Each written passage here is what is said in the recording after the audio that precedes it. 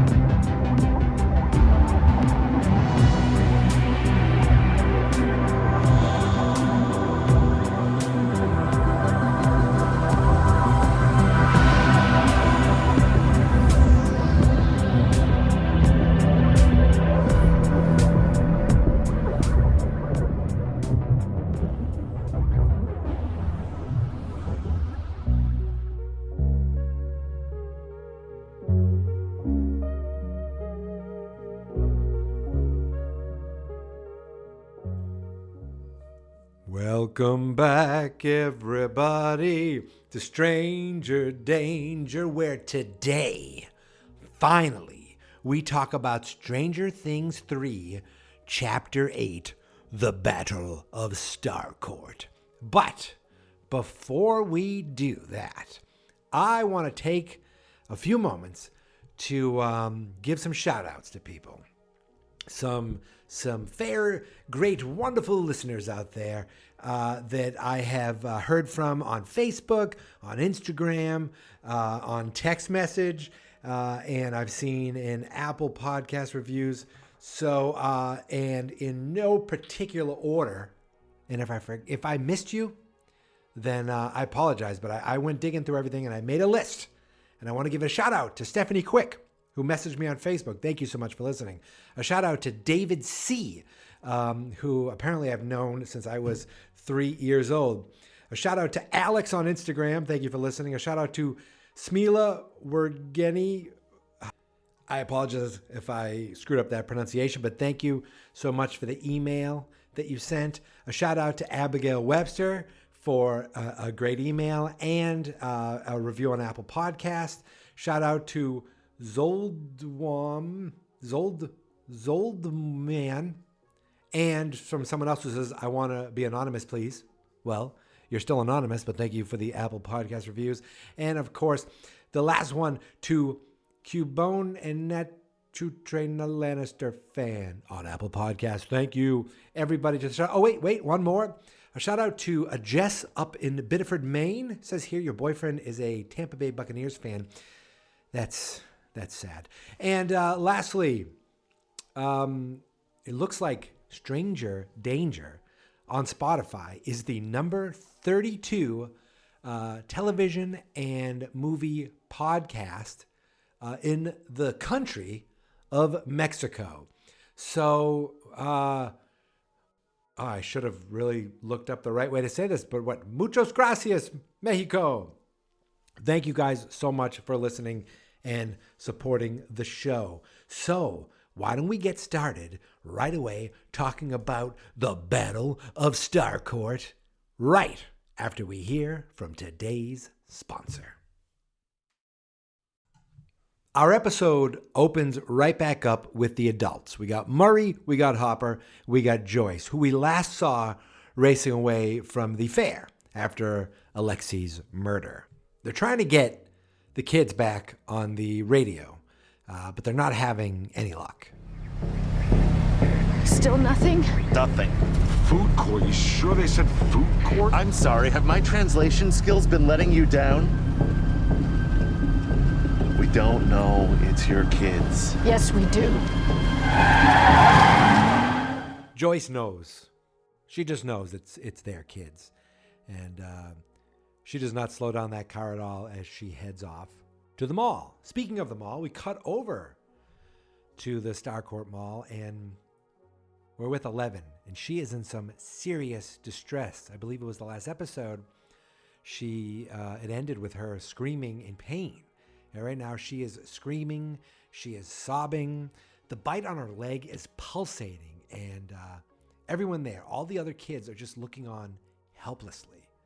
You can actually see something moving under Elle's wound. It's pretty gross. Jonathan is like, keep her talking, keep her still, keep her awake. And then he runs off to one of the food court restaurants, jumps over the counter, grabs some gloves, a wooden spoon, and what looks like a knife. And then he heats the knife up over a burner on the stove. So he has a plan. He runs back and he tells 11, you need to hold still. He gives her the wooden spoon to bite down on. So at first I was like, why the hell does he want a wooden spoon? But obviously he wants her to bite down on it because something painful is about to happen. And yes, he cuts right into the wound in her leg with the knife, and the kids are freaking out. 11 is screaming in pain. I'm freaking out. Then he goes into the wound with gloves on, and he starts fishing around with his fingers, and it is gross. Everyone is kind of getting like squeamish and freaking out. 11 is like just completely in so much pain. She finally like screams for him to stop. She takes the spoon out of her mouth and she's like, I can do it.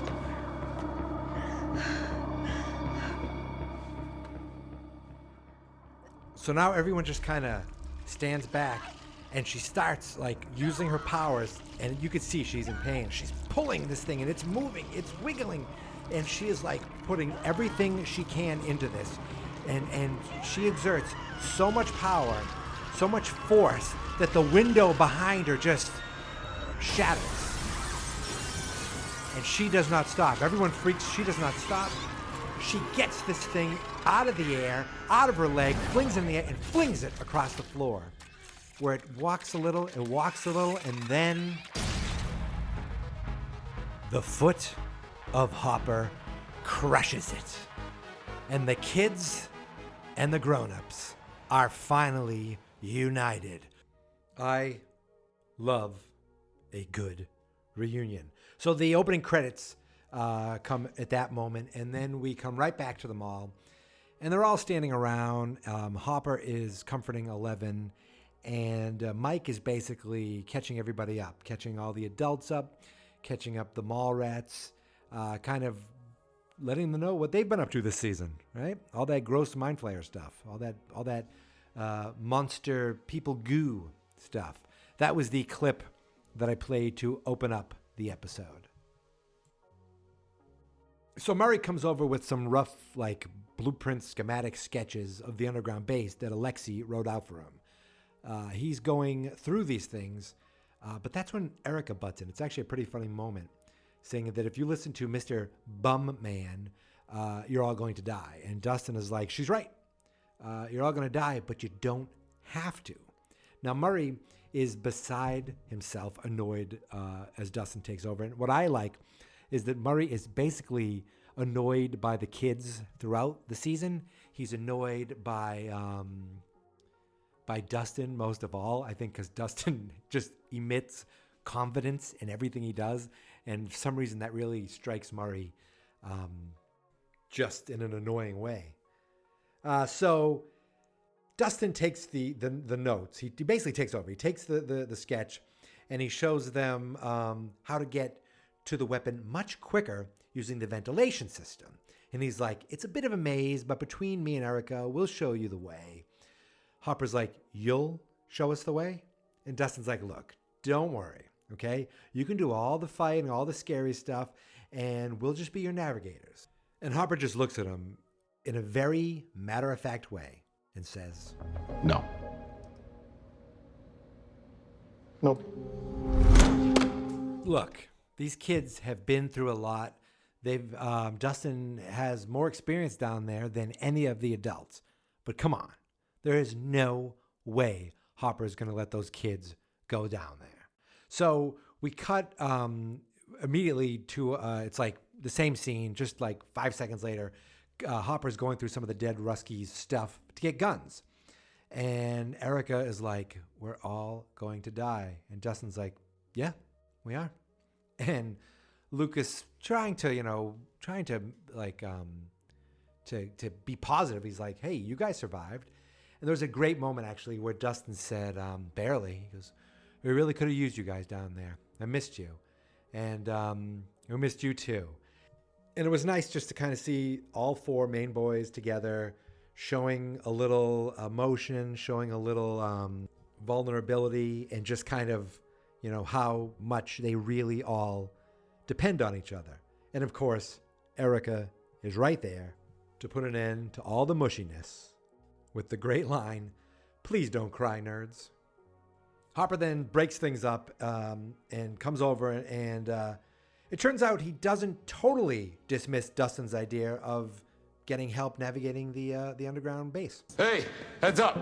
You can navigate just to someplace safe. It's not that simple. The signal won't reach. Not with this. You need something with a high enough frequency band to relay with the Russians' radio tower. But for that to work, you need to have someone who has both seen their comms room and has access to a super-powered handcrafted radio tower, one preferably already situated at the highest point in Hawkins. Oh wait, that's me. If you want us to navigate, you got us. But we need a head start. And a car. I love it. I love that line. So, Steve, Robin, Erica, and Dustin all head off to, they need to get to Dustin's Super Cerebro ham radio. I love that the radio is coming back into play. They introduced something in the first episode. It really didn't play much of a part till then, but now it's going to have some sort of payoff. And more importantly, the car. Oh, they get to all drive the Toddfather, which Steve seems to love. It's like, oh, come to Papa. He's got himself a convertible. Which, believe me, I'd probably still love driving a convertible. I've driven one a couple times. So they all pile into the car, and they head off. The group finally comes together, which I've mentioned numerous times how much I love this. And immediately, they start breaking off again. We got the radio gang heading off, and now we got the rest of the kids. We got 11, Lucas, Mike, Will, Max, Nancy, and Jonathan. And they're all heading to Murray's house to stay safe. So they gave them keys for this, and that's the plan, Elise, okay? You and I know, nothing quite goes as planned when it comes to Stranger Things, but that's the plan. So there's a nice touching moment where Eleven, says to Hopper, she's like, I can fight. And he's like, yeah, better than anyone. I know. But right now, I need you safe. He's like, this thing is after you. It's not after me. Do you understand? I need you to understand.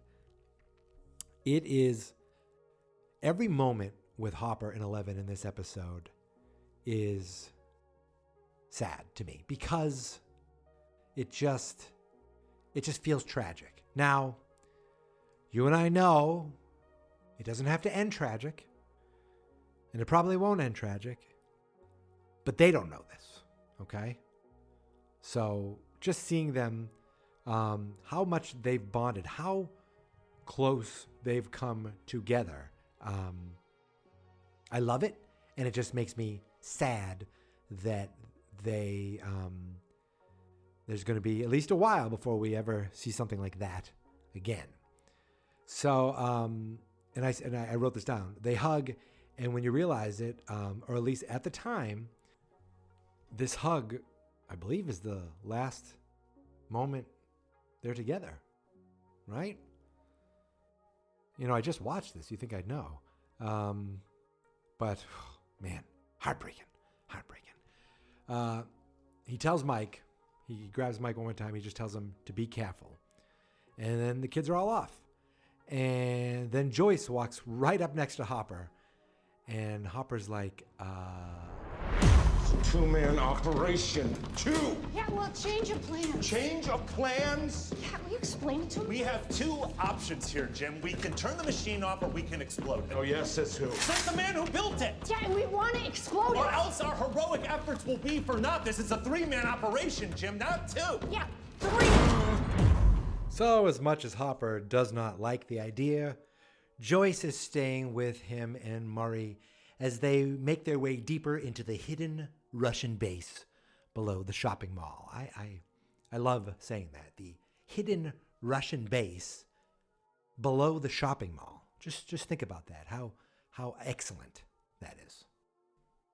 So the rest of the gang pile into the Wheeler wagon, and of course, classic 80s horror movie trope, the car is not starting. Serious, come on! Didn't your mom just buy this car? Yes! I'm sure it's fine. Did you leave the lights on? No! Do we have gas? Yes! Oh, stop! Pop the hood.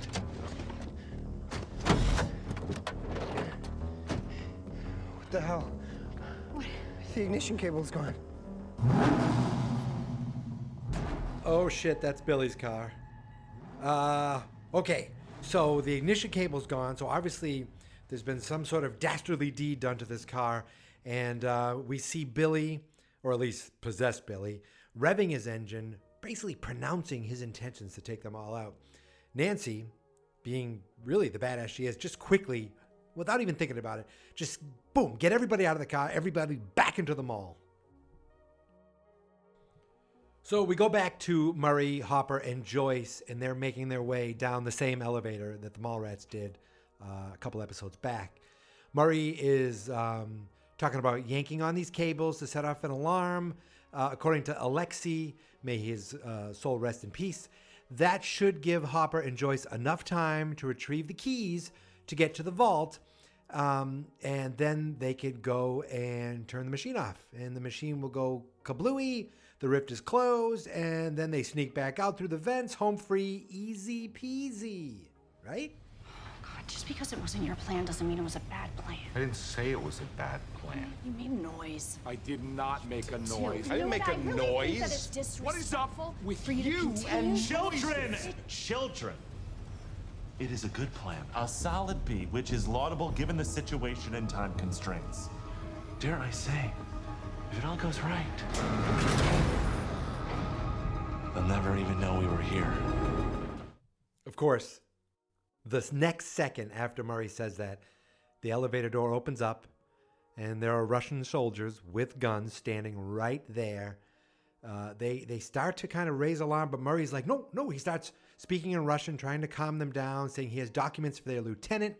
It slowed them down for a second, but one of the guys is like, what lieutenant? And then Hopper just comes out with a machine gun, bam, bam, bam, bam, bam, bam, bam, bam, bam, and blows those soldiers to smithereens. Now, look, it wasn't very low key, but it was effective. Murray's like, I had it under control. Joyce is like, what are you doing? What are you doing? He grabs one of the soldiers' hats, puts it on, and says, improvising. It was a very kind of like cool moment. You know, it was like, what are you doing? I'm improvising. Reminds me of like, what is it? The CBS like CSI, where David Caruso would take his glasses off and say a line. I don't know. Just the improvising just felt really cool. I don't know. We cut over to the Toddfather car. And Robin, Steve, Erica, and Dustin are speeding along, listening to tunes. According to Dustin, they're almost there. And Robin mentions, wow, Susie must be pretty great to go through all this trouble to talk to her. Kids, you couldn't possibly understand. You just couldn't get on your phone and video chat with friends back then for free. You know, even phone calls were out of the question because there was something called long distance. Ask your parents. Ask my parents the amount of money that I spent on long distance calls when I was in college, calling my girlfriend. I married her though, so it worked out, but we still haven't paid them back. Don't mention this to them because I don't want them to ask about the money. Anyway, Dustin is like, look, nobody's perfect, but Susie is about as close as you can get. Erica calls BS and says that she sounds made up. And she asks Steve, who hesitates just long enough to get Dustin annoyed. Then he just yells, "Left! Turn left!" out of nowhere. There's like no road, and he's like, "Turn left!" Steve cuts it left, right onto some grass. They smash through this fence, and they're basically four-wheeling through like this wet, grassy field. Steve and Robin are panicking. They're like, "Where are we going?" And Dustin says, "Up!" And they're heading up the hill. But unfortunately, the Todd father has its limitations, and they end up getting stuck. So they all have to get out, and they have to hoof it the rest of the way up the hill. At the top of the hill, we do see Dustin's antenna, and we can hear a voice coming clearer and clearer in. "Scoops troops, do you copy? Scoop troops." Say that fast. Do you copy? I guess the gang that I've been calling the Mallrats for the last few episodes, they're now the Scoops troop. So the Starcourt 7, right? I counted it. So we got Lucas, Max, Will, Mike, 11, Nancy, Jonathan. Yeah, 7. Right? Starcourt 7. They're still in the mall, and we see the other end of the conversation. Mike is using his walkie-talkie to call to the Scoops troop, trying to reach them, to let them know that Billy has disabled their car, and they are trapped in the mall. And while this is going on, Nancy, of course, is checking through the dead Russians, looking for guns. Have I mentioned yet in this episode what a badass Nancy has become this season? I know I've done it in the past, but I feel like I deserve to say it constantly. Now, Max is like, "You're going to kill him, aren't you?" Talking about Nancy and Billy. And Nancy says, "This is only for precaution." And it's not just for Billy, because if Billy knows that they're there, so does the Mind Flayer. Mike is repeatedly trying to get Dustin over and over on the line, but no luck. So Nancy jokingly says, "Can we get that car to drive?" And, it's the smash car that 11 used to destroy those Russian soldiers. And Jonathan had a pretty good idea. He's like, "Well, we don't need the car. We just need the ignition cable." Because that's the cable that Billy stole from the station wagon of the Wheelermobile. So all the kids strain. They're like trying their best, trying to flip the car over so they can get to the cable. But they just aren't having any luck. Shit! Let me try. Elle. I can do it. So everybody stands back, and 11, in a weakened state, tries to use her power to move the car. She seems to be giving it all she can. Her nose is bleeding. She's struggling. And suddenly, she just lets out this gasp. And we don't know what happens because we cut back to the Russian bunker. So there's this Russian guard who's stationed, someplace down below. He's smoking and he's, just kind of minding his own business when along comes this tram car approaching. In the car, there are 2 soldiers in ill-fitting uniforms that he does not recognize. In the tram, we see that those 2 soldiers are Hopper and Murray. So they pull up, and Murray starts sweet-talking the guy about how they just arrived, explaining why he didn't recognize them. They talk a little bit. They share a good laugh, actually, and he lets them through. Once they get through the way they wanted to go and the door closes, Hopper and Murray pull the tram over, open the back where Joyce was hiding. She's also dressed in uniform, and she looks even funnier because she's so small, dressed in this man's uniform. It just looked cute and funny. It's a funny moment because both Hopper and Joyce are like, "What were you doing talking to that guy?" And Murray's like, "He was nice. He seemed like a nice guy." They're like, "A nice Russian spy?" He's like, "Yeah, he seemed nice." And Hopper's like, "Yeah, great. We should invite him over when all this is done." Following Dustin's orders, they walk up a few steps to this platform where Murray takes a grate off the floor, which leads to the ventilation system. And Murray is like, "Ugh. Anybody want to trade jobs?" Bald Eagle, do you copy? Bald Eagle, I repeat, this is Scoop Troop. Do you copy? Yes, I copy. Call sign? Bald Eagle. Please repeat. Bald Eagle. This is Bald Eagle. Copy that. Good to hear your voice, Bald Eagle. What's your 20? We reach the vent. I'll contact you when I need you. Until then, silence.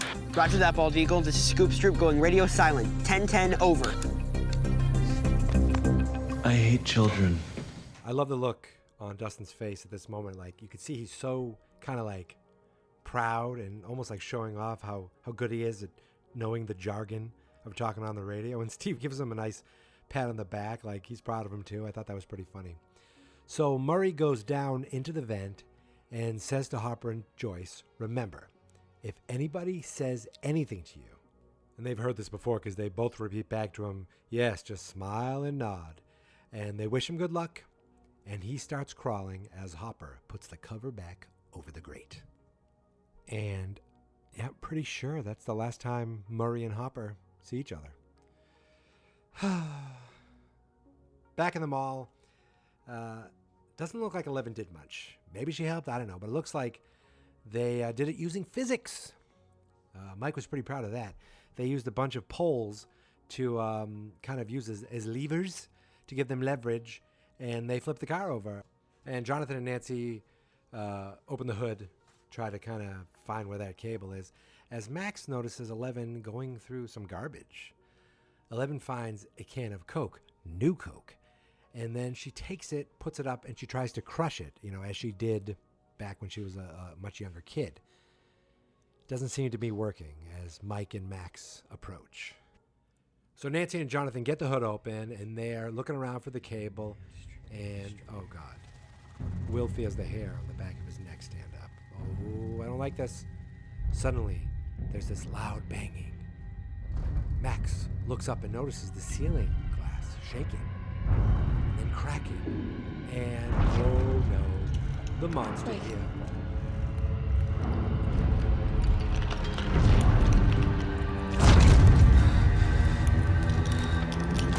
Got it. So Mike calls out to Nancy. They realize that the monster is up on the ceiling, and they make a run for it. Just as the monster crashes down into the mall and lets out a hell of a roar.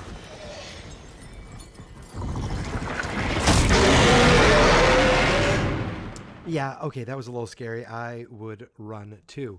We cut back to the the Russian base below the mall, and the elevator is racing down again. But this time, as it opens, we see the Russian thugs. It's that one scary Terminator-looking dude, and three kind of less impressive-looking Russian schlubs. I don't know. They don't scare me like this main crew cut guy does. They walk out of the elevator and they find those dead soldiers just strewn about, 3 of which have their uniforms removed. So there's no doubt now. It is known that there are filthy American intruders in their house. We cut over to 2 of those filthy Americans, Joyce and Hopper. And Hop's nervous. He thinks everything's taking too long. And of course, that leads them to start bickering, but things quickly calm down. I think despite everything, despite the arguing,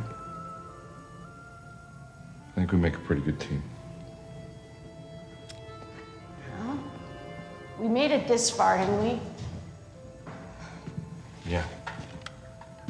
We did. We did. So,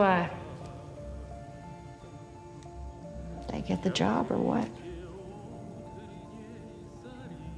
Oh, come on. Detective Byers. That's a ring, doesn't it?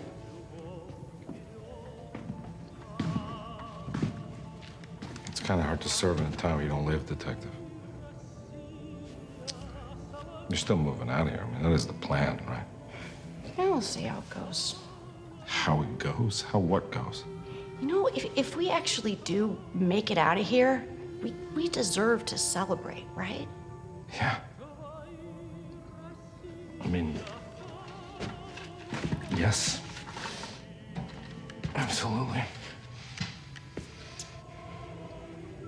I hear Enzo's is pretty good. do you say? Friday, 8 o'clock? Elle likes to watch Miami Vice on Fridays. It starts at 10, so I can't be out late on Friday. Okay, well, how about 7 then?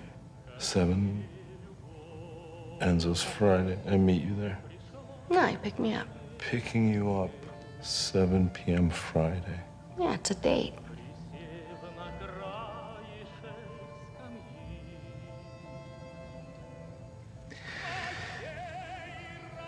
Just for clarification, just because when you say date, just so that we're crystal clear about things, so Yeah, there's no confusion. Yeah. Stop talking or I can change my mind. Yeah, okay, yeah.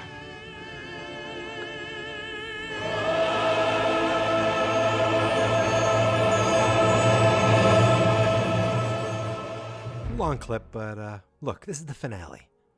I'm not going to hold back. I liked it. It was worth it. It's a nice personal moment for them, just to kind of take a breath and just talk to each other. And again, knowing what we know now, at the end of this episode, or at least knowing what Joyce knows now, because we know more than Joyce at this point. This is sad. Makes me sad. We cut down into the vent where Murray's crawling along. He calls out to the Scoops troop that he reached another junction. Erica and Dustin remember that he needs to fly right because it came right after that My Little Pony discussion. Now, up on the hill, Robin is asking about My Little Pony when Steve gets their attention because off in the distance, he notices the mall and some crazy flashing lights going on down there. They run back to Dustin's radio, and the Scoops troop tries to call the mall group over and over. He keeps calling them the Griswold family, which is great because if you remember, if you know, the station wagon that the Wheelers are driving looks a lot like the Griswold station wagon from the original Vacation movie.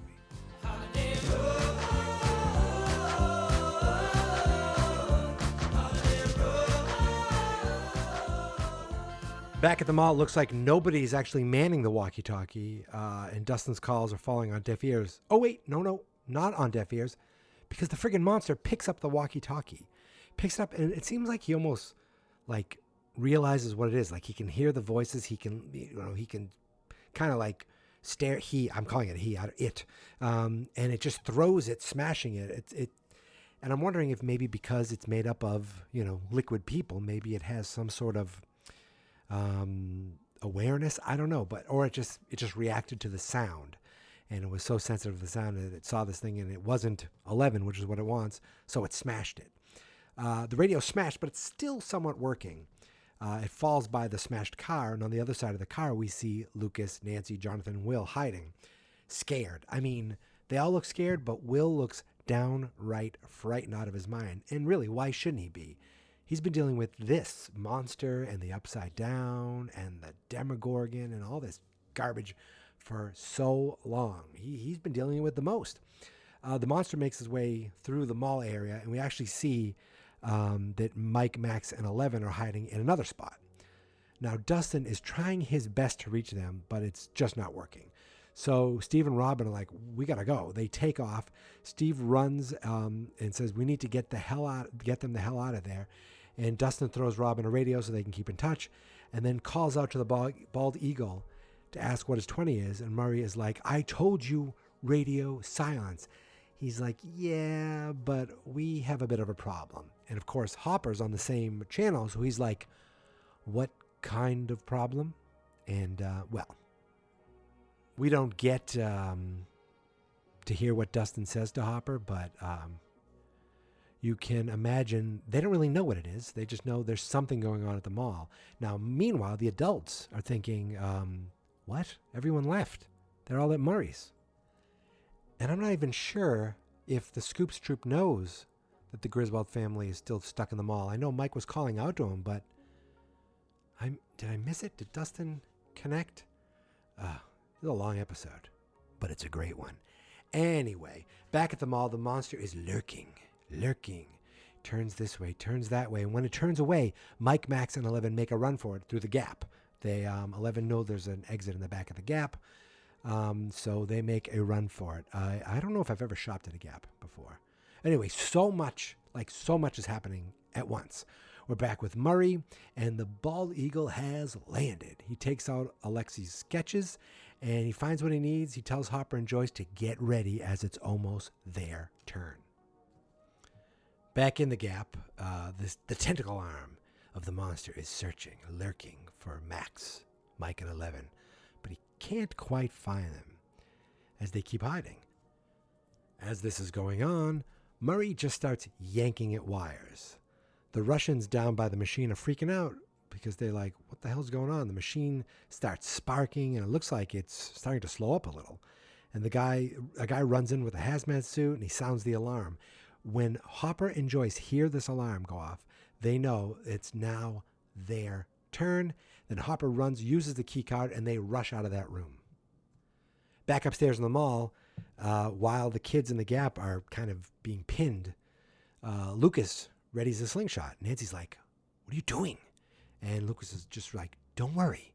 He, as the monster seems to be closing in on the Gap, he jumps to his feet. He looks scared, but he looks very determined.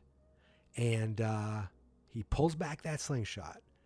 And at the last second, he turns to where he was aiming. He was aiming at the monster. He turns and fires at a balloon.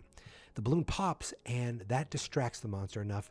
So now they all make a run for it. Let me tell you, I had a slingshot like that when I was a kid. Okay, maybe when I was like in high school. Okay, maybe I was in college. Yeah, I was not very good at it at all. Now down below, back in the base, the alarm's going off, and Hopper and Joyce are just running, avoiding soldiers, but they run into one guy, and he asked them if Mikhail sent them. That was my Russian accent. And they did exactly what Murray said. They smiled and nodded. And guess what? It worked. He let them pass, and they made their way to the spot that they were looking for, which was the this red room with this safe at the end with a keypad. And they approach that, and then Hopper starts to enter in the code that Murray gave to him. Give me the code. 662-608-004. Again? 662-608-004. Yeah, that's not working.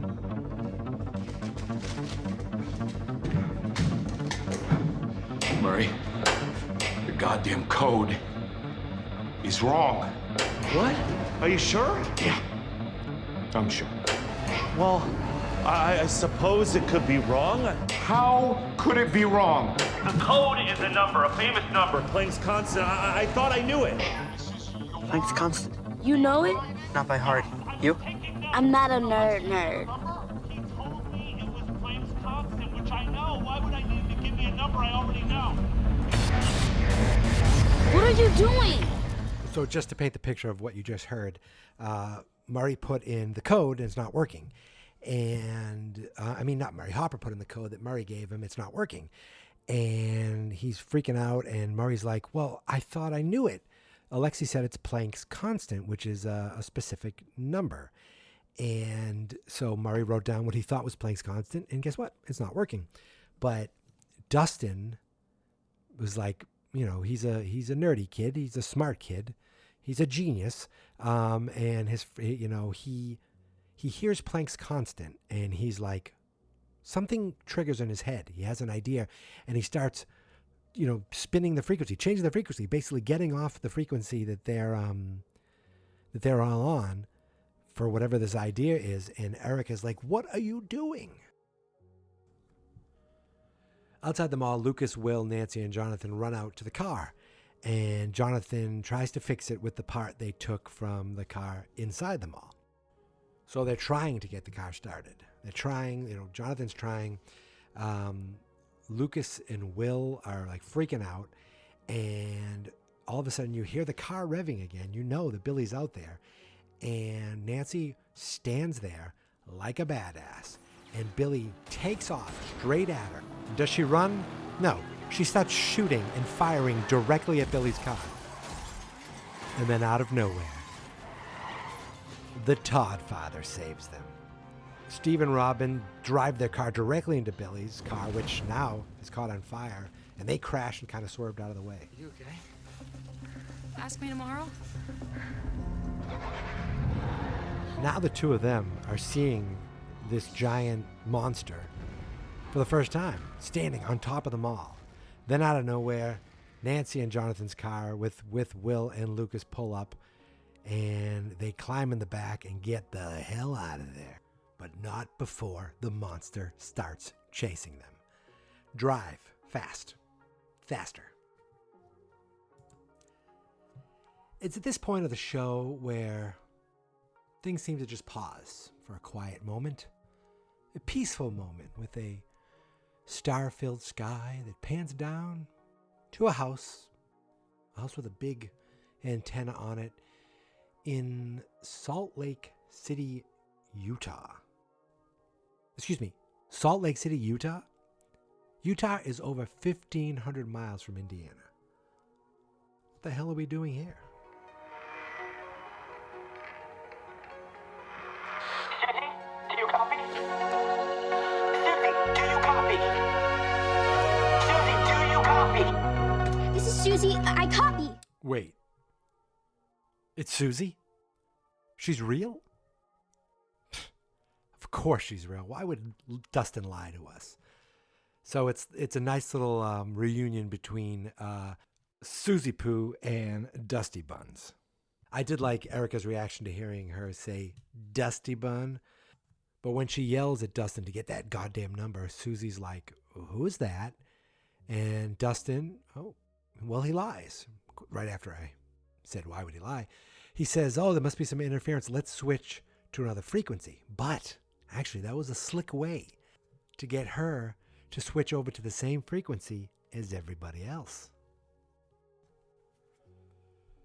We cut back, and the monster is legit chasing the Wheeler wagon. Just want to give a quick shout out and RIP to the Todd father. So the monster is legit chasing the Wheeler wagon down the road.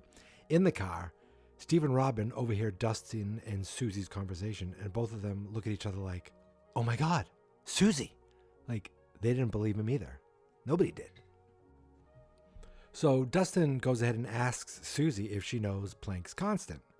Susie's like, I haven't heard from you in a week, and all of a sudden you get on here and you ask me for Planck's constant so you can what? Save the world?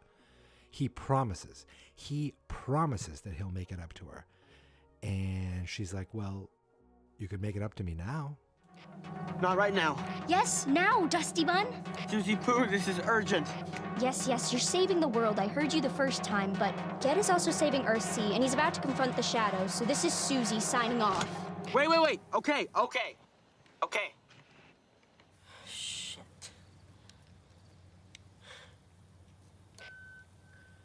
Turn around. Look at what you see in her face. The mirror of your dreams.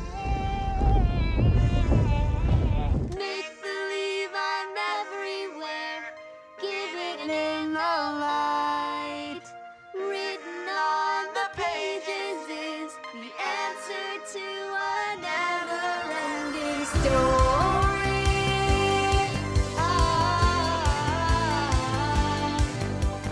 Reach the stars, fly a fantasy.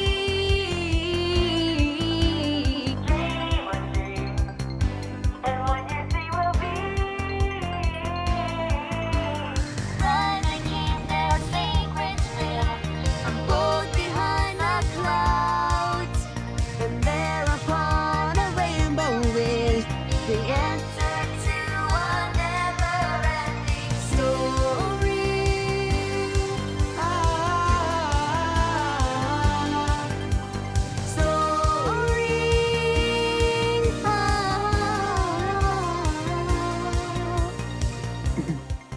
Planck's constant is 6.62607004.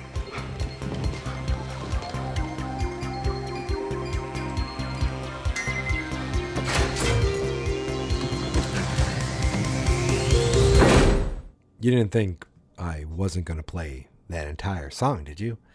First of all, I have to say that if you don't know what this song is from, maybe you looked it up after the fact. You're like, what is this song? And then you went and looked it up and saw that it is The Never-Ending Story from the film The Never-Ending Story that I absolutely loved as a kid. It was like the story of a kid reading a story and the story becoming real because he was reading it. And it was just like, I thought it was the greatest thing in the world when I was a kid. And looking back on it now, just the song of it, hearing the song, it hits you in that nostalgia bug that Stranger Things does so well. So definitely look up The Neverending Story if you haven't yet. So anyway, Susie comes out of nowhere. The entire season, she was just a name. And she comes out of nowhere for really an unforgettable moment. And at the same time, she doesn't realize it, but she actually just helped save the world. The best part of this, though, is the reaction of Hopper, who just has this look on his face like, we're doomed. It was priceless. I loved it. So Susie and Dustin go back and forth, exchanging these nice, cute little pleasantries until Erica just finally has enough with it and turns the radio off, leaving Susie just standing alone back in Utah. But then Hopper gets the safe open. He uses the code. It works. Gets the safe open using that number and gets his hand on that all-important briefcase. Back at the mall in the parking lot, Billy don't look so well, but he is still alive. He pulled himself from the fiery car. Was it a Firebird? Did he pull himself from a fiery Firebird? That would be poetic. He got to his feet just in time to see 11, Max, and Mike trying to sneak out of the mall. But then they notice him, so back in they go. Max swings back really quick to press the button that closes the gate, but the gate closes so slowly that I doubt it'll work. Back on the road, we see the Wheelermobile. It's still chugging along and still getting chased by the Mind Flayer's monster.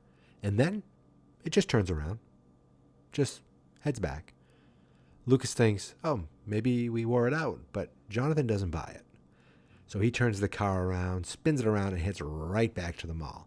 My guess is that Billy sees 11, and since everyone's connected, now the Mind Flayer knows that 11 is not in the car. 11's still at the mall. So why chase these kids? We don't care about these kids. They don't matter. All that matters is getting to 11.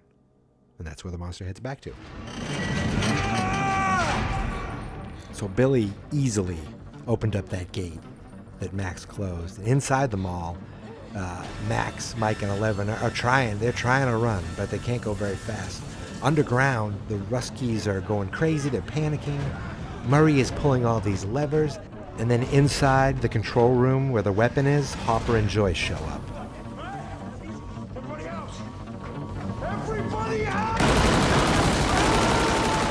Hopper fires machine gun into the sky. It's pretty awesome. Everybody runs. And then they see the rift. And they see the weapon. And the gate. And the look on Joyce's face. The pain that she knows this thing has given her family. And then Hopper asks her, You ready to end this? And they're ready. Ready to finally put an end to this.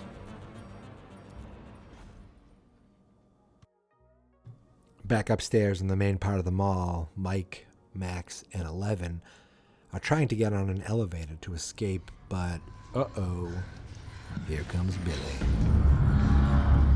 Billy. Billy, you don't have to do this. Billy, your name is Billy. Billy Hargrove. You live on 4819 Cherry Lane. Billy, please, I'm Max. Max pleads with Billy, tries to get him to remember, to realize who he is. I mean, you know Billy can be a dick, but he's not evil. Max believes this. But her words prove empty as he just walks up and smacks her right in the face. Then Mike tries to, defend the honor or tries to fight back, and he gets knocked out pretty quickly. And then 11 tries to defend herself with her powers, but nothing really happens there. He smashes her head, knocks her out, throws her over her shoulder, and takes her away. The Mind Flayer has the prey that it has been searching for. And all it took was possessing Billy Hargrove. And I am pissed that this is going on. and you know, Mike tried, Max tried, 11 tried, and none of 11. If she was full strength, it wouldn't even have been an issue. But she is so weak and so beat up that it didn't work. And he just was so quick and overpowered her. It was actually rough to see, you know, someone beating up younger kids like this. Back underground. We're back underground now in the mall, in the Russian lair.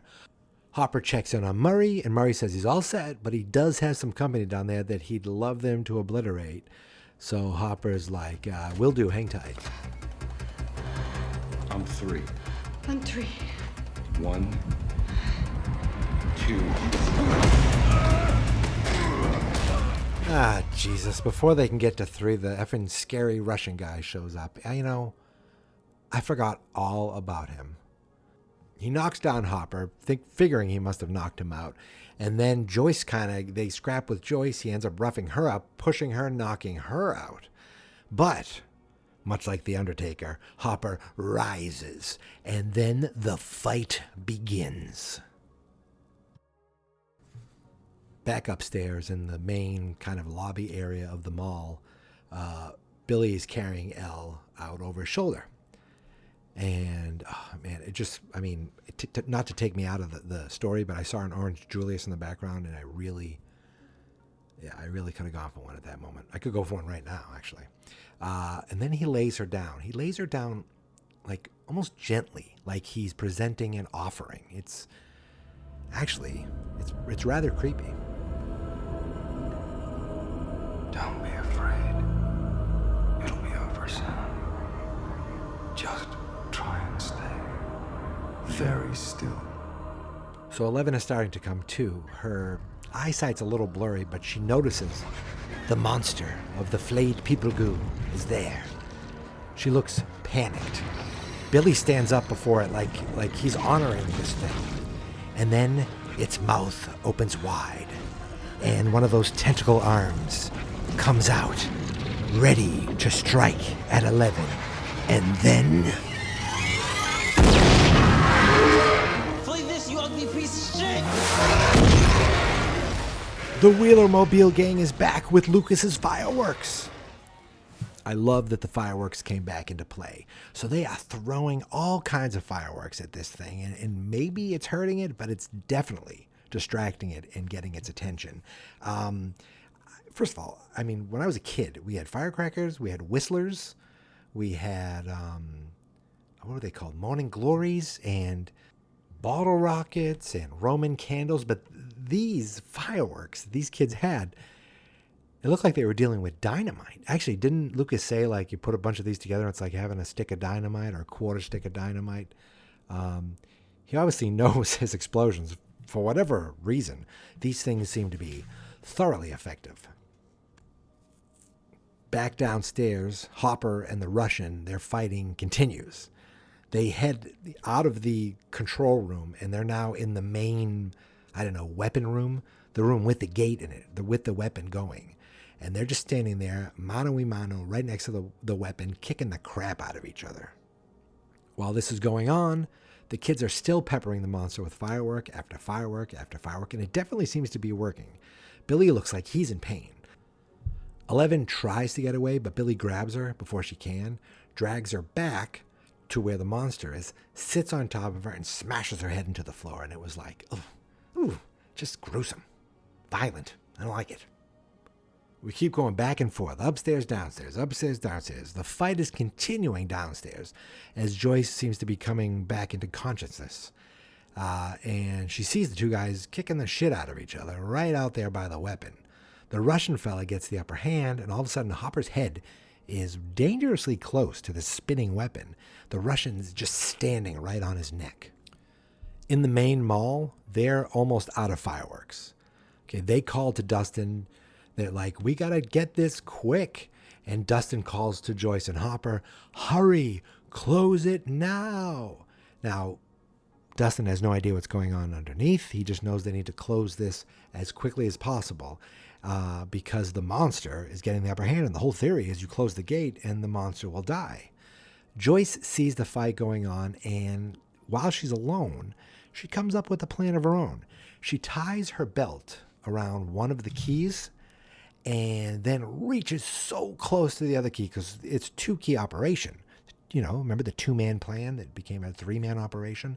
So she's got, instead of 2 guys, or in this case, a man and a woman turning keys, it's one woman with her hand reaching all the way with a belt on one key and her other hand trying to reach that second key, stretching for as much as she can, but she's not quite there yet. In the back rooms of the mall, Max and Mike wake up and they realize Elle's not with them. They're like, well, where the hell is she? Oh, she's still in the main mall with Billy on top of her? Oh, okay. So Billy's on top of her. The monster is freaking the hell out because of all the exploding fireworks. And Mike, Max, that's where she is. Get out there. So 11 seems to notice that when the fireworks hit the monster, Billy is having like physical reactions.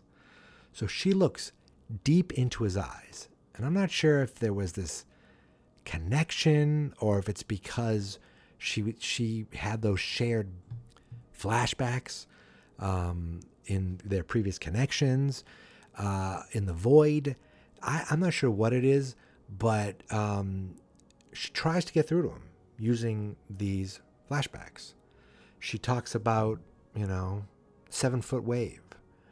She talks about the woman she saw and how pretty she was, and she was wearing a dress. And it was working. You could actually see a physical change in Billy's face, like those blue veins were fading away, and there was something like real in his eyes. Sorrow, regret, something where you could see that, did she just talk it out of him? I don't know. I think it's some connection they must have shared in the void, like I mentioned. It has to be. Because, he just closes his eyes like he's in so much pain, and like a single tear fell from them. And 10 minutes ago, what we saw as Billy, is basically a pawn for the Mind Flayer. That wouldn't have happened. But it did. It seems like 11, she made a breakthrough. Now, someone that 11 is never going to make a breakthrough to is that scary Russian guy. Yeah, he's still down below and his foot is still on Hopper's neck. But while Hopper's head is only inches away from the machine and Joyce is still in the control room, reaching badly, Hopper seems to get some sort of second strength. He lifts the foot off his neck. And he kind of twists the foot, gets the guy off balance, then grabs him by like the scruff of the shirt, I think, and just pulls him straight down. His head smashes into the machine. He like rolls back. He's hurt, but he's still trying to fight. He tries to punch Hopper, but What the hell? Hopper flings him right into the machine. He is instantly dead. The machine definitely gets some damage because it starts going crazy. Lightning starts shooting out of it. It's like spinning around, sparking everything. And the lightning actually seems to be blocking Hopper's way back out. Up in the main mall, they're out of fireworks. But on the floor, Billy gets up off of 11. It definitely looks like he's been cured. And it also looks like he's pissed. He stands there looking directly at the monster, like standing in defiance, where just a few minutes ago he was standing there almost like in awe of the thing. At this exact moment, Mike and Max run out to see what's going on. 11 lying there almost helpless, like still just in a ton of pain. The monster opening its giant maw and extending the tentacle, the tongue, the tongue-tickle? I'm not sure exactly what it is. But this thing just snaps out and tries to grab 11, but Billy stops it. The villain, maybe, the pawn, maybe, but the bad guy, you could say, finally gets his redemption. But then another tentacle shoots out and gets him right in the side of the belly. Then another one. Ooh. Then another one. Ooh. Max looks on in horror. 11 looks on in horror. Up on the hill, Dustin is pleading for them, yelling on the radio. In the control room, Joyce finally reached the other key. She looks up and she sees Hopper, and they just both look at each other, realizing that they're out of options. Just so upsetting. Up in the mall, the monster is now holding Billy aloft with all the tentacles. And as Billy just lays there, life draining from him, he lets out this guttural, primal scream of defiance.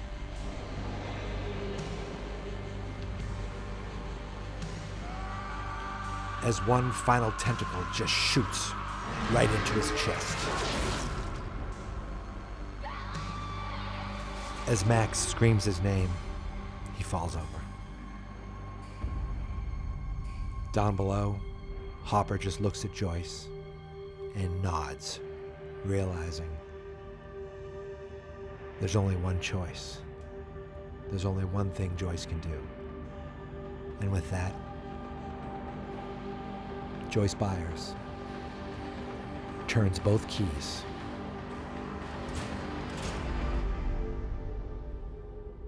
to destroy the machine.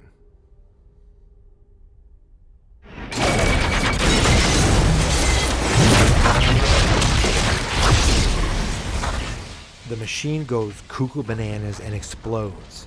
The remaining Russian scientists that were down there just are obliterated to nothing. The gate closes, and Joyce looks on in horror.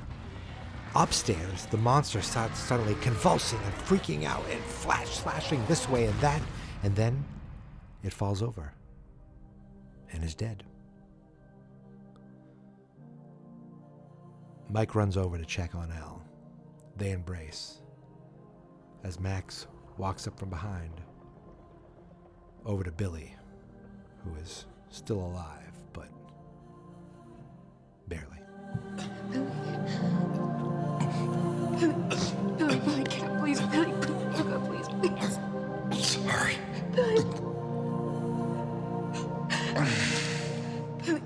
Billy. Billy, wake up. Billy, get up, please. Billy.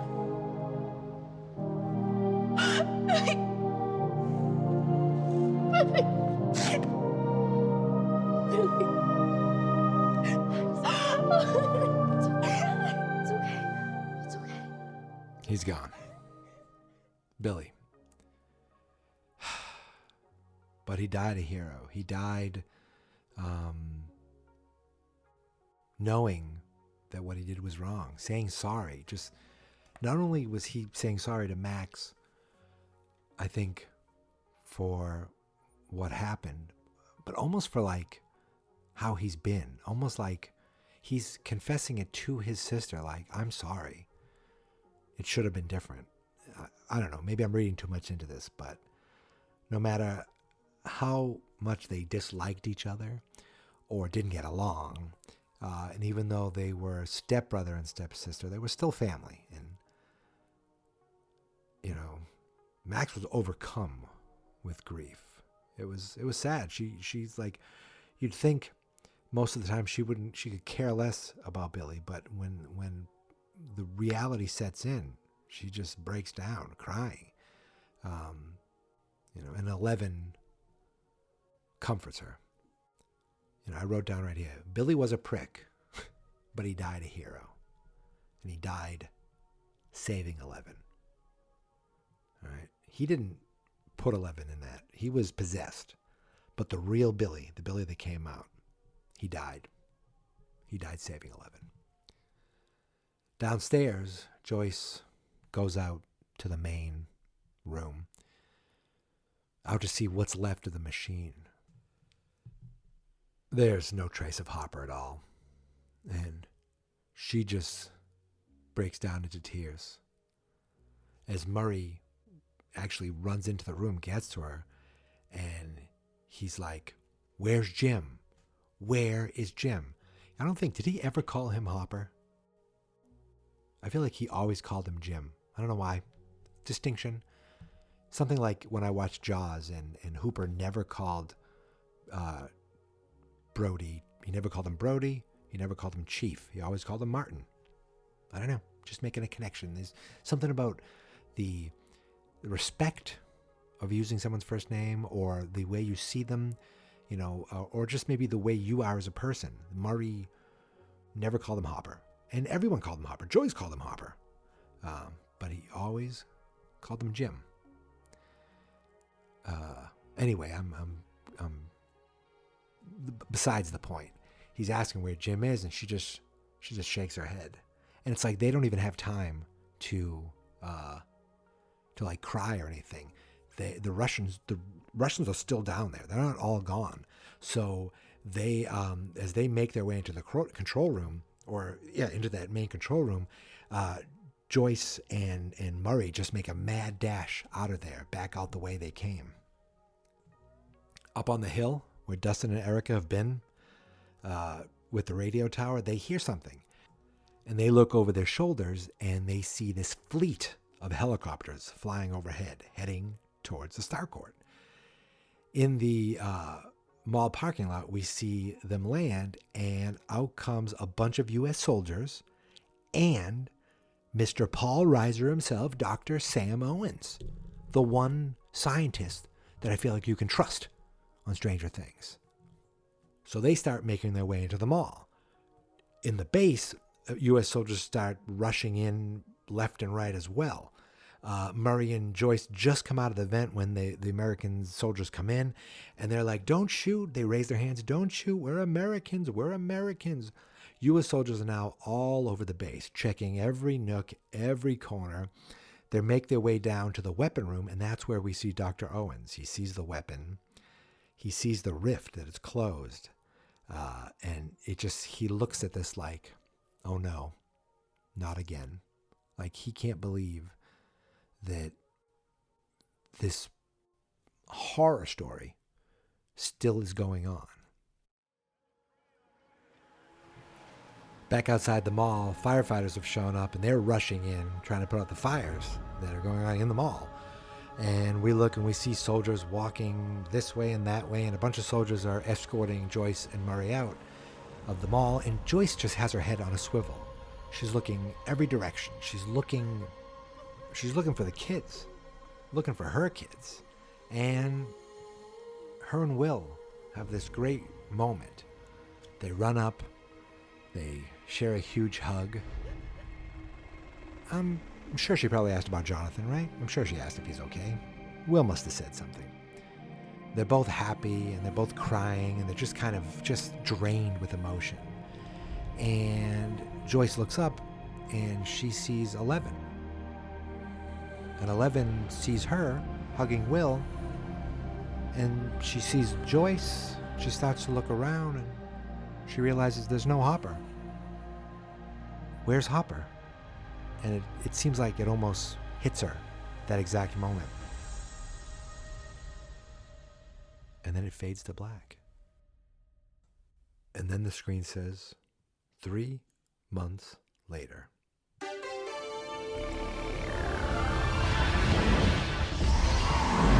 Welcome to Hawkins, Indiana. A wonderful place to grow up, to raise your family, to walk your dog. But then, on July 4th, everything changed. A terrible tragedy struck this small town. But this was not this small town's first brush with tragedy. Mysterious deaths, government cover-ups, a bizarre chemical leak. Is it all linked? All a vast conspiracy? The fault of a disgraced corrupt mayor? Or is something more going on in the heartland? Can a town itself be cursed? Some believe a rise in Satanism is to blame. To find out, tune in tonight at 8 p.m. for Horror in the Heartland on Cutting Edge. So 3 months have passed, and it opens up with a very fun montage that reminds me of an old show that used to be called Current Affair. It's a show I watched when I was a kid that was kind of like all these, like, what's going on with this small town. And it's fun. It kind of, so this is poking fun at that. It's like a TV promo for some, like, cable news show.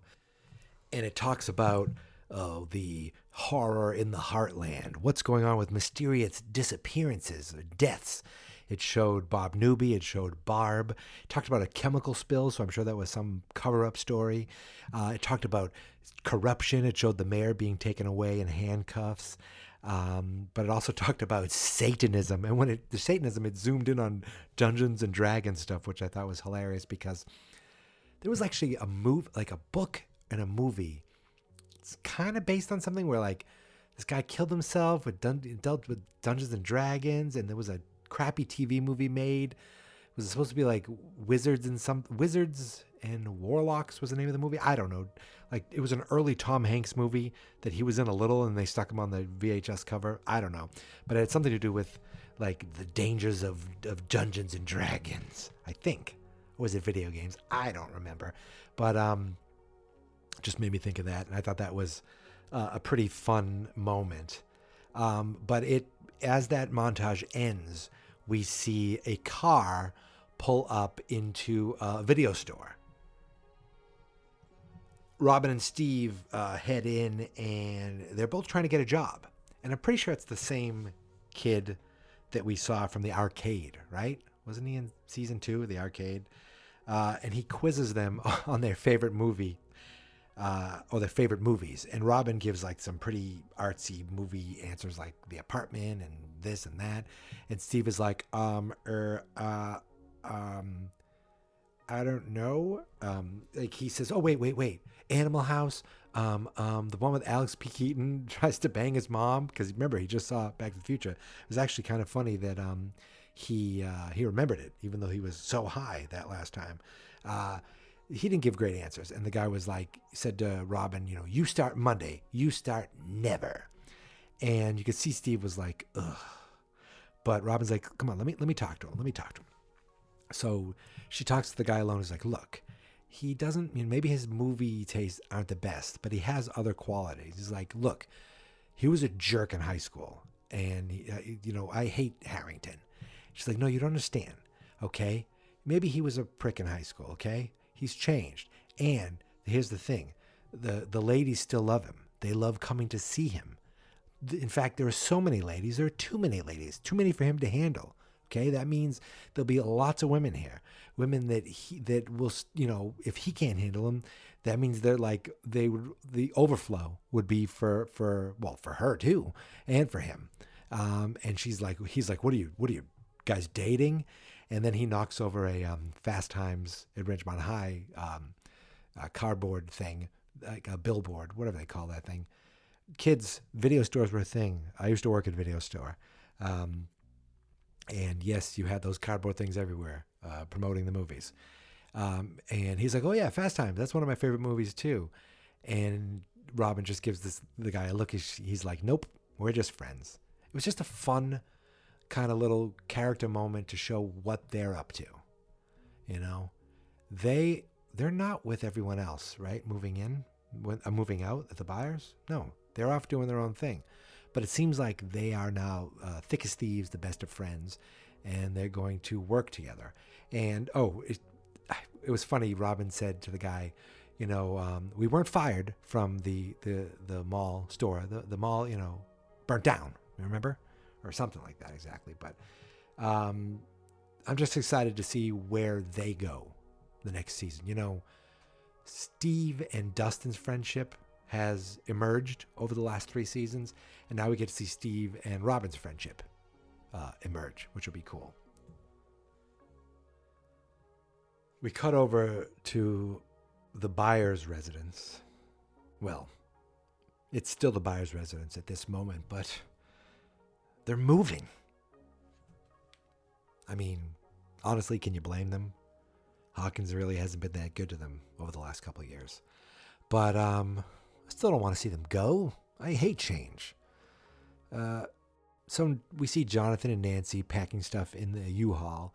And inside, Max, Lucas, and Dustin are helping them pack things.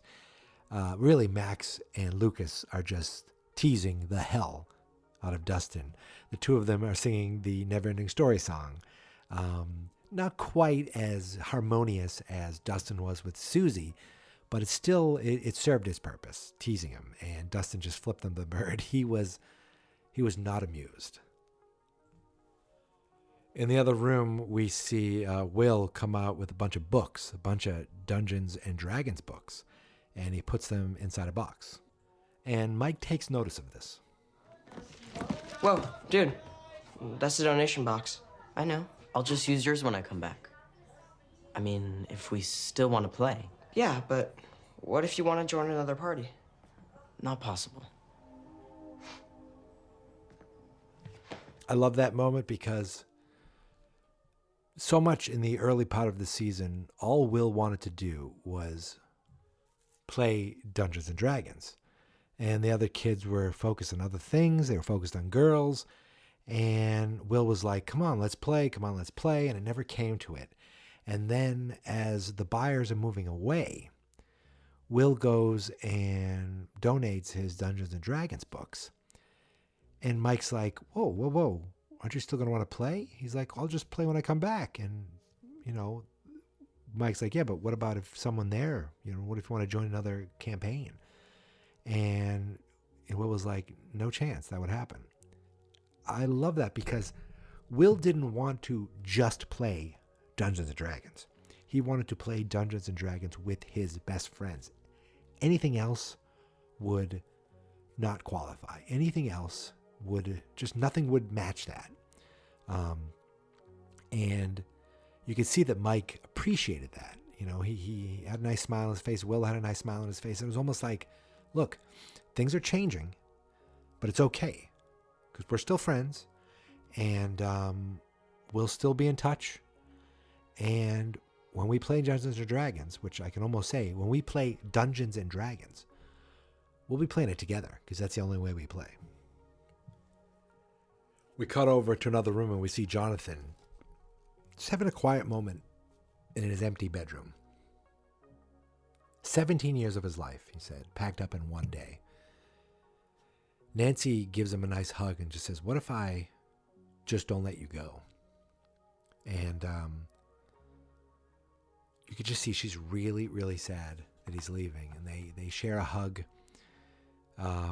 Yes, it's young love, but it's tough, especially if that is the one. I mean, come on. I was 17 once. I'm, not 17 anymore. And the girl that I was with when I'm 17, she's in the other room right now. She's my wife, but I don't want anything weird to sound, creepy or anything. It's my wife. She's in the other room. So, I mean, this could be real love. What I'm saying is this could be real love at this age. So, of course, the pain of being separated is real. And you could see it in Nancy and Jonathan's eyes. Now, I know the two actors were dating at some point, so that feeling is probably easy for them to muster up. I don't know if they still are. I have no idea. But I don't know. I wanted to share that moment because especially when you're moving out of a room. I mean, whenever I move, I get sad. I think about the old place and the new place. Oh, that happens to me all the time. Especially think about the house you spent your entire life in. That's a big one. In the other room, Eleven's also trying to help pack things up. She spots a teddy bear that's up on the top of a closet on a shelf. And she goes up there. She can't quite reach it. So she tries to use her powers. And she just strains. But no luck. They'll come back. I know they will.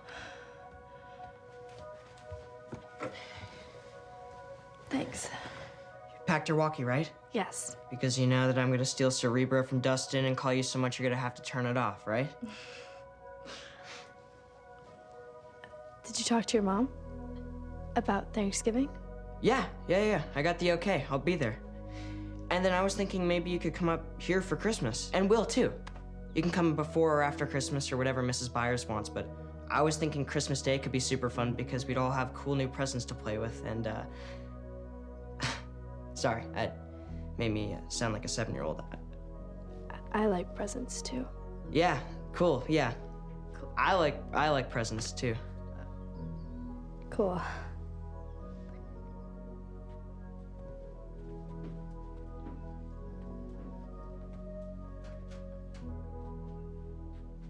Mike? Yeah. Remember that day at the cabin? You were talking to Max. I don't think I follow. You talked about your feelings, your heart. Oh, yeah, that. Man, that was so long ago. I don't know, it's just heat of the moment stuff, and we were arguing, I don't really remember. What did I say exactly? Mike.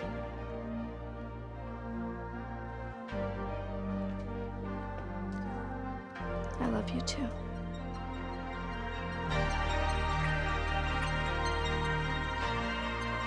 Whew. Okay. Look, I'm far too old to have these mushy emotions for a TV show, teen romance. And yet, here we are. Whew. Great moment. I'm sorry. I know I'm playing these long clips, but you know what? This is the finale. Okay? We don't know what's going to happen at this point. I got to play these clips to remember these characters at this moment. This is where we last see them pretty much. Ah, great moment, great moment. Those two kids are just made for each other, aren't they? But yeah, it seems like her powers still aren't working. Meanwhile, Joyce is in another room and she's folding up some clothes and she ends up folding one of Hopper's police uniform shirts. When she finds a piece of paper in one of the pockets, she takes it out and it was the notes that he wrote for that heart-to-heart talk that he was, planning with Joyce so long ago, the conversation that he wanted to have with Eleven. Just as that happened, Eleven walked in the room, asked about donating that teddy bear, and she noticed the letter in Joyce's hand. What is that? It's the speech Hop wrote for you and Mike. Speech? Yeah, you know, the heart-to-heart. He never talked to you, did he?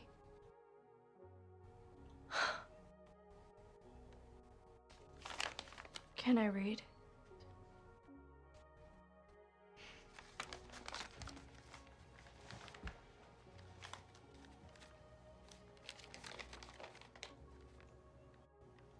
Something I've been wanting to talk to you both about. I know this is a difficult conversation, but I care about you both very much. And I know that you care about each other very much, and that's why it's important that we set these boundaries moving forward so we can build an environment where we all feel comfortable, trusted, and open to sharing our feelings.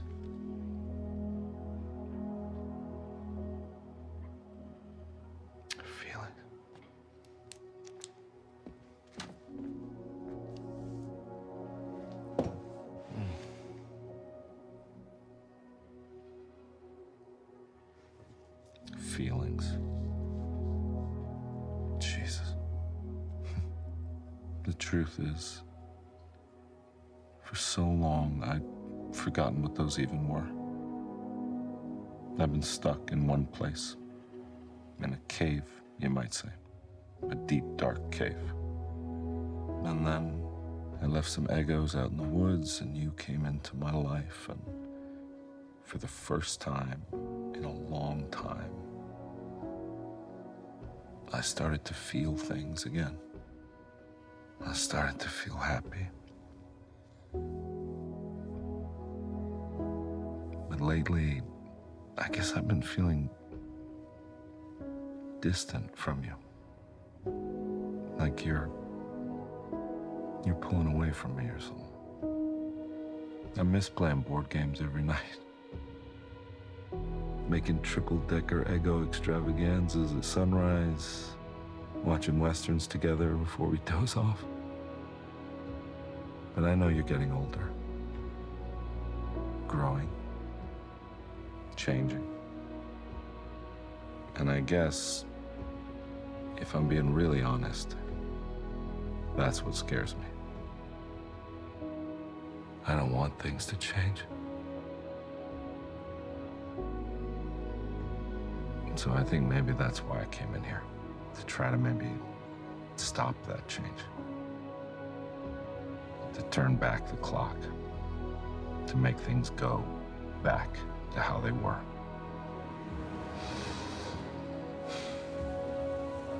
But I know that's naive. It's just not how life works. It's moving. Always moving, whether you like it or not. And yeah, sometimes it's painful. Sometimes it's sad. And sometimes it's surprising. Happy. So you know what? Keep on growing up, kid. Don't let me stop you. Make mistakes, learn from them.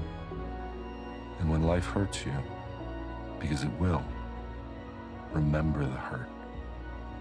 The hurt is good. It means you're out of that cave. But please, if you don't mind, for the sake of your poor old dad, keep the door open 3 inches.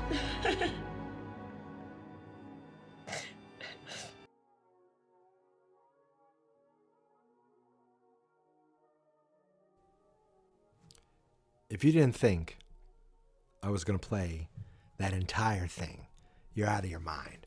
That was so heartwarming and gut-wrenching, and it's just like, oh. So Elle's reading this letter, and we see like a montage of it as it's going on. We get a montage of the friends all saying goodbye to each other and crying. We actually get to see a flashback of Hopper working on the notes and the speech in his cabin. We see they're gone. At one point, they drive off. Jonathan, Will, and 11 are gone. It's kind of a weird little time thing they do here, because while they're leaving, we also then cut back at the end of the letter, and we see 11 still reading it, and then we see them leave again from like a different angle. So Jonathan, Will, and 11 and Joyce are gone. They're driving, they're moving. I don't know exactly where. I feel like they said it earlier in the season, but they didn't say it here. And the rest of the kids just get on their bikes. Mike takes one last look back at the Byers residence, and then he heads home. He heads home, and when he gets home, you could just see he looked completely exhausted and sad and broken down. His girlfriend, the love of his life, is gone. And but you know, he talked about Christmas and Thanksgiving, and they'll see each other. But that's when you're a kid, you know, 2 days is forever. And he just goes in, and his mom gives him a big hug. And then we see Max in her room, sad, alone. Why wouldn't she be? I mean, Billy is gone. Now unfortunately, she's stuck behind with her mother and that terrible stepdad. We do see a nice moment. Those D&D books for donating, Dustin took them, and he gave them to Erica. Remember, she's quote-unquote not a nerd, but she seemed pretty happy getting them. And remember, I said they kind of played with timing here a little bit. So now we go back, and we see them all head out of the house again, and we see Joyce, now alone, just kind of standing at the door of the empty house for one last moment. She gives a look around, she takes a deep breath, and then she closes the door. And then the credits roll, and that is the end of Stranger Things 3. Or is it? It fades to black, but there's no theme song, there's no music playing, and all of a sudden we start to see something else on the screen. And as more of it shows up, we realize it's snow falling. And we hear wind blowing. And then all of a sudden, we start to see something.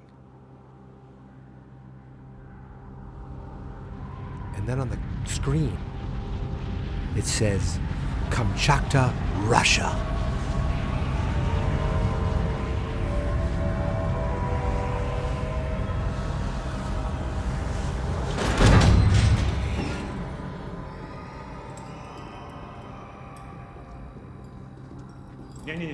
Не американцы. So we seem to be in some sort of Russian prison. And we see these two Russian guards, and they're like, no, not the American.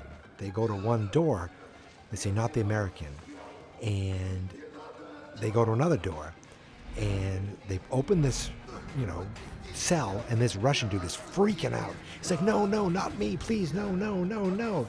And they drag this guy, and they drag him down the halls, drag him through this place, and they take him, and they throw him in this room. And he lands in this room, and there's all this red stuff, possibly blood, on the floor. And he's like begging for his life, begging for them. And they close him in this room alone. And then it reminded me of like Return of the Jedi, where they take and they crank this thing open, and this door opens up.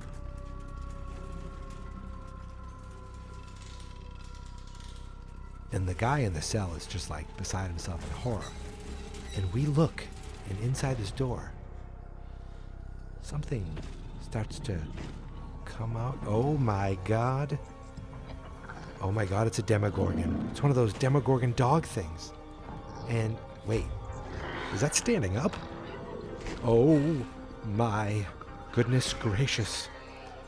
And then this monster goes right up to this prisoner, now standing on 2 feet, just goes right up to it, opens up its face, and, well, you can imagine what happens next.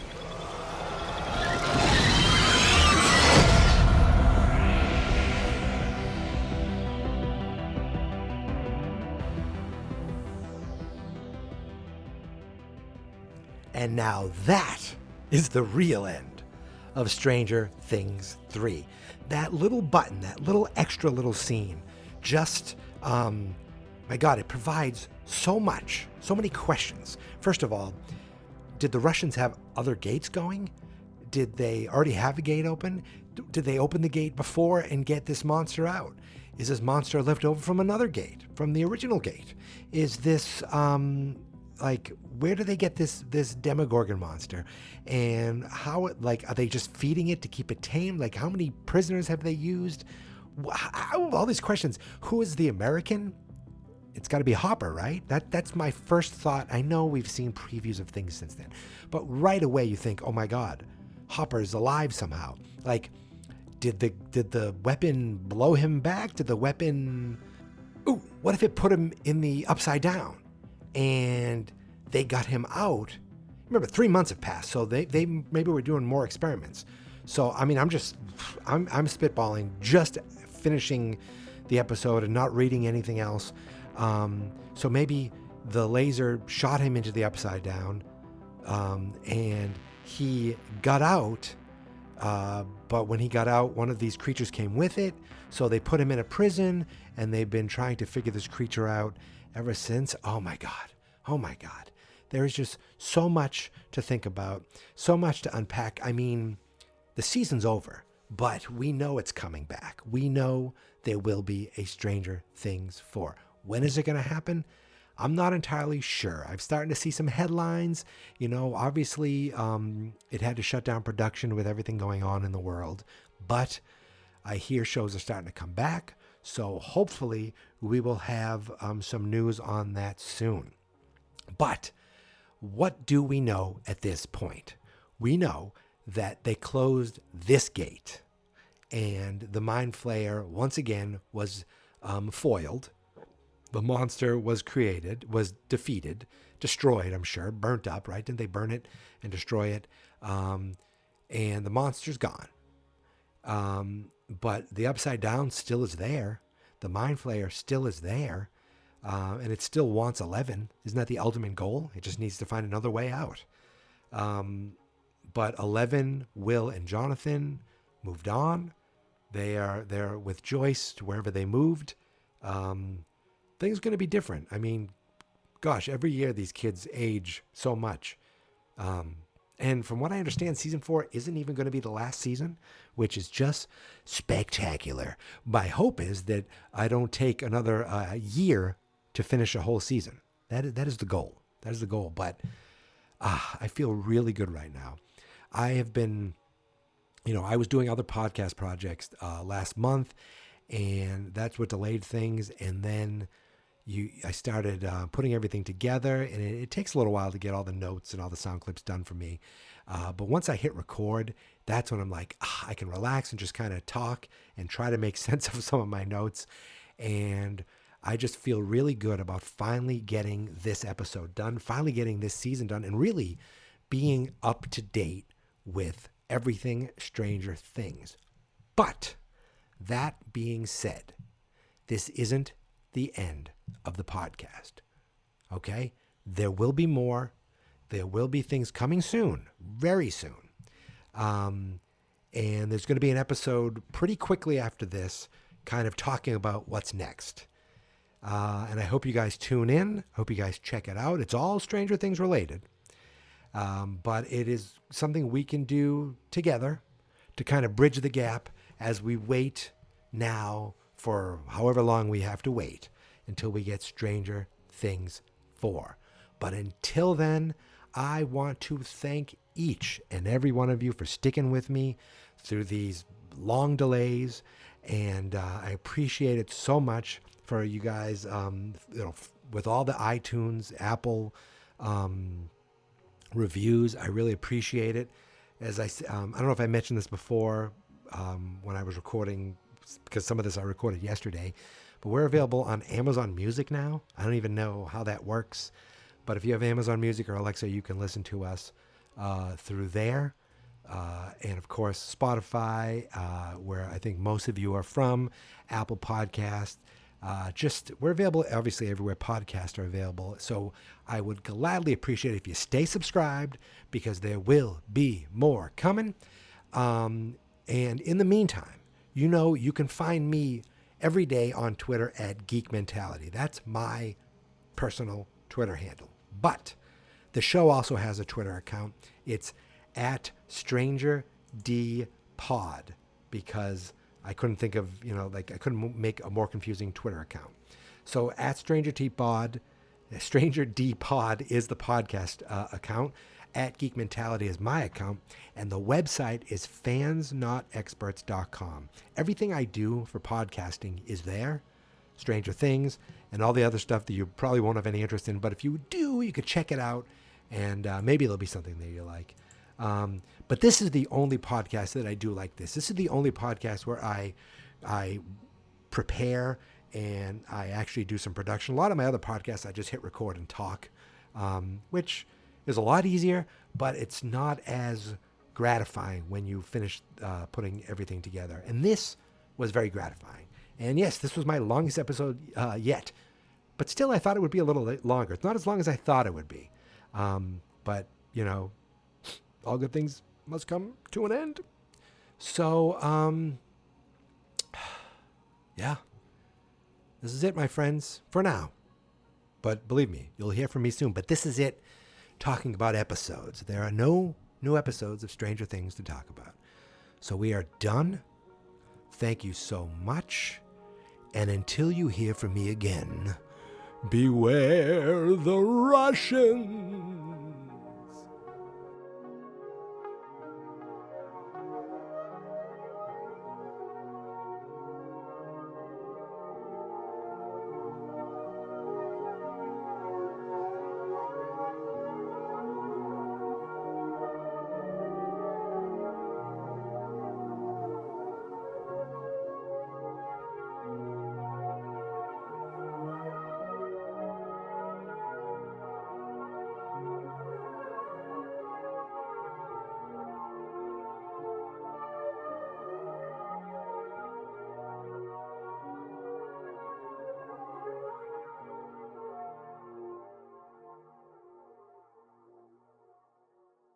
fans, not experts.